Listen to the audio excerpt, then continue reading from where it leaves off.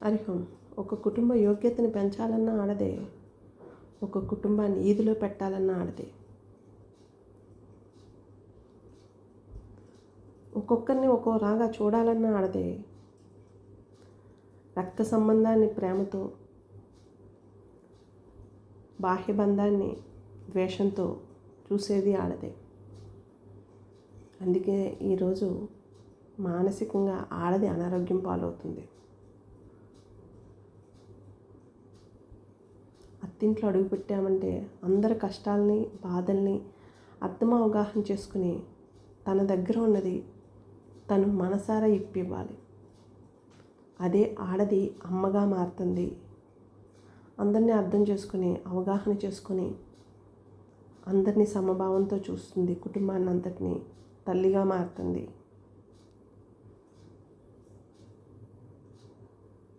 అంతటి యోగ్యత గల స్వభావం ఆడదానిలో ఉంది.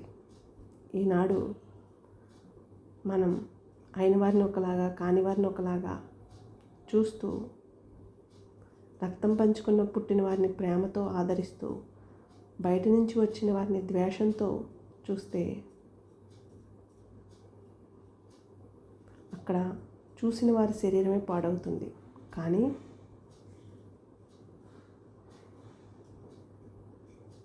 ఆడది ఏమీ ఆశించకుండా అత్తింట్లో అడుగు పెట్టదు. కొందరు ప్రేమనైతే, కొందరు ఆస్తి పాస్తుల గురించి అడుగు పెడతారు.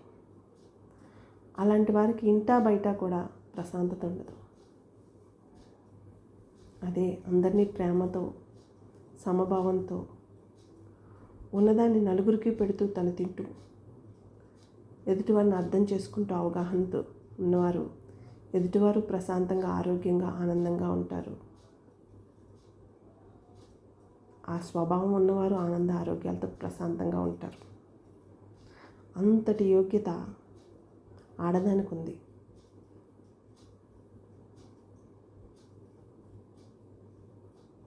మనం వస్తా ధనాన్ని తీసుకురాలేదు, పోతూ ధనాన్ని తీసుకుపోం. అన్నీ ఇక్కడే వదిలేసిపోతాం. జీవితంలో ప్రతిదీ పాఠం.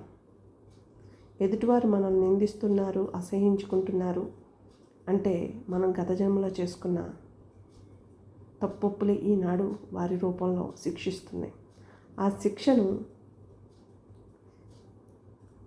మళ్ళీ ఎదుటివారి మీద అమలు చేయకోకుండా ప్రశాంతంగా మన ప్రేమని, పనిని దైవంగా భావిస్తూ సాగిపోతే ఆ దాని జీవితం ఎంతో సాఫీగా, ఆనందంగా, ప్రశాంతంగా, ఆరోగ్యంగా సాగిపోతుంది. మానసిక ఆరోగ్యం, శారీరక ఆరోగ్యం కాదు. ఎందుకంటే ఈనాటి ఉన్న ఒత్తిళ్ళు సమాజంలోని తను ఎంత ప్రశాంతంగా ఉన్నా ఆ ప్రశాంతతను పంచిపెట్టిన వారిని అనేక రకాలుగా దూషిస్తూ, ద్వేషిస్తూ, అసహించుకుంటూ ఉంటే వారి యొక్క ఒత్తిడి కూడా శరీరాన్ని పట్టి పీడిస్తుంది. అందుకే కానీ మానసికంగా ఆరోగ్యంగా ఉంటారు. శారీరకంగా అనారోగ్యం ఉన్నా పట్టించుకోరు. వారి పనులు వారు చేసుకుంటూ పోతారు. ఈనాటి సమాజంలో మారాల్సింది ఆడదే.